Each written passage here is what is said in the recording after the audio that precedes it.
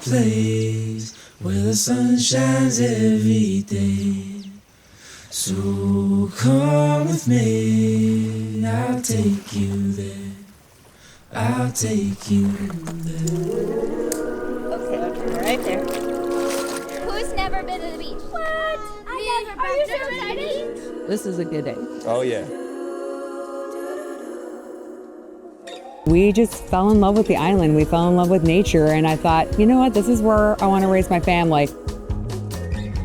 I saw the water. That's it. I love how quiet it is. I love how clean it is. It almost feels like you've gone back in time. No high-rise buildings, no traffic signals, bike path that runs the entire island, and just the lifestyle.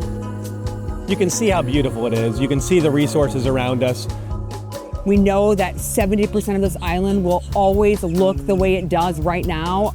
What other community anywhere preserves 70%? This one right here.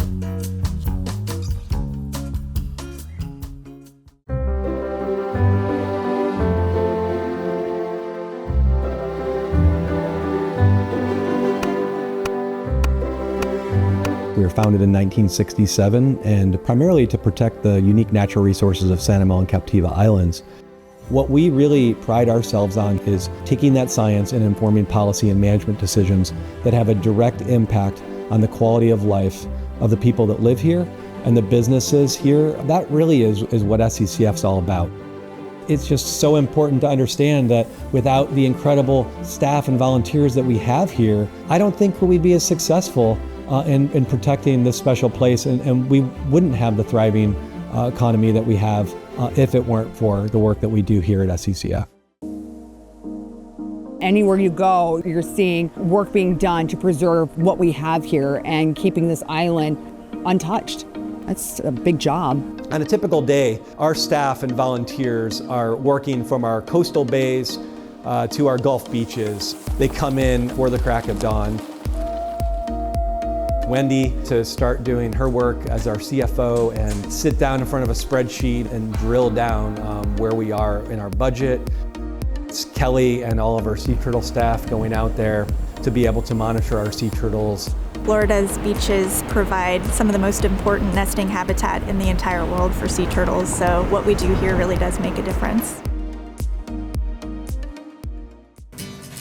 We have a number of core sites that we've been doing for several years. We got to fix this. Yeah, they're in this cooler. Okay.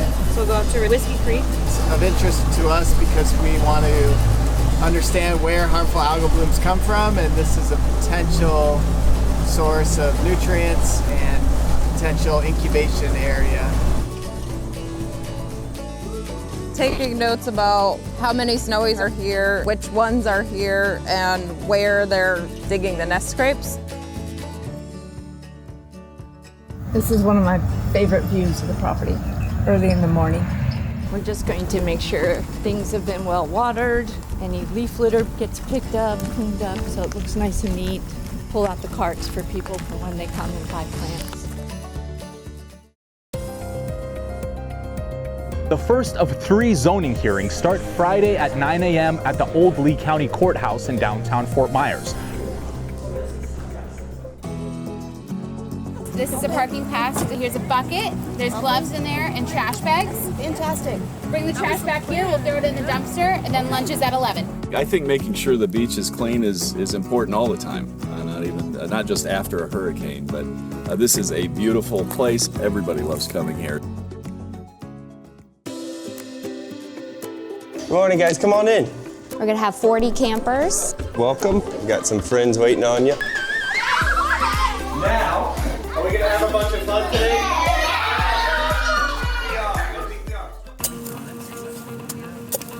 So, we've got shovels, we've got rakes, we've got pitchforks. Even when we're doing big projects like this, we're still being responsible with our practices. Loosen up, give a little air. It's great to be like part of the process. So true. That sounds great. I was part of it. Yeah. A picture. All right, perfect. That's a great thing.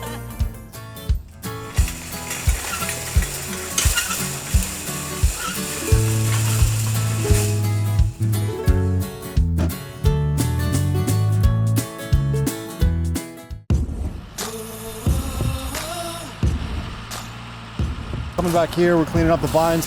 Then we're gonna head down just before Blind Pass to the big buttonwood and clean that up a little bit. Boxels are really a good species to study. If I'm not sure if they have a pit tag in them, I'm able to scan that. So the pit tag is right in there. Katie.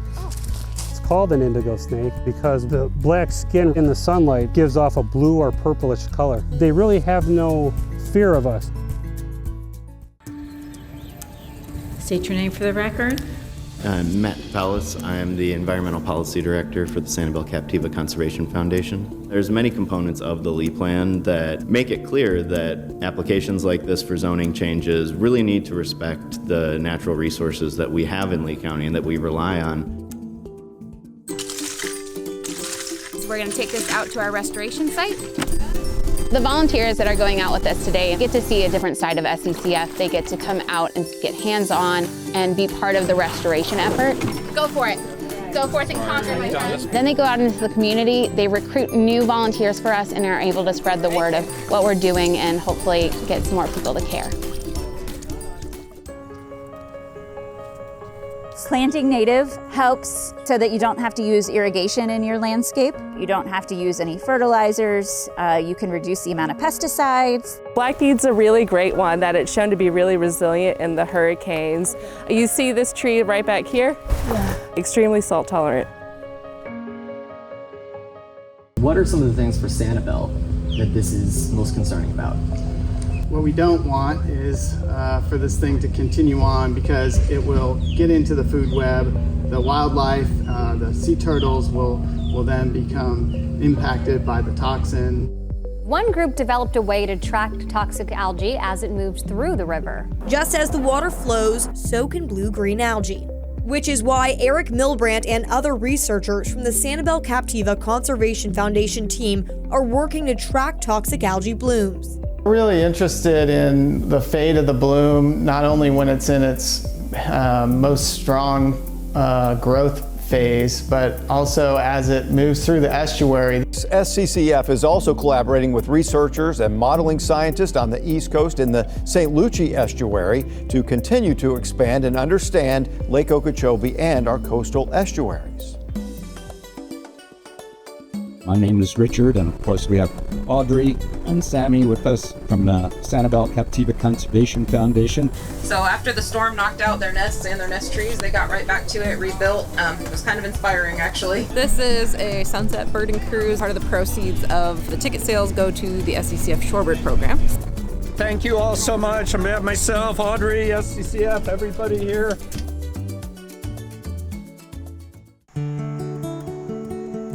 We're going to be using red headlights. We'll go out on the beach and we'll do surveys. We'll be looking for nesting females. We'll measure them, tag them, and then put a screen down on top of their nest to protect the eggs from predation.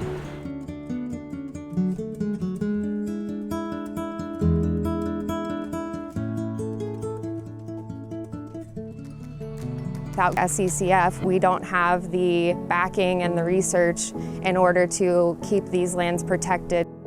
Every year we have a legislative session where they develop policies, some that are good and some that are harmful to our communities. And SCCF has been working hard with many of our partners to push back on those preemption bills. Sometimes we're as far as Washington, D.C., meeting with legislators on Capitol Hill to be able to advocate for the policies that we need to protect not only our islands here in Sanibel and Captiva, America's Everglades, the coastal waters of Florida, fighting oil drilling off the coast, or looking at how we can manage fisheries policies better to be able to protect these ecosystems that we're fighting for. My kids grew up boating, fishing, and I feel an obligation to that generation to do the same thing that our forefathers did. That's really what it's all about, passing that on to the next generation. It's your support that makes it possible for SCCF to continue protecting paradise for our children and generations to come. Thank you. I know a place where the sun shines every day.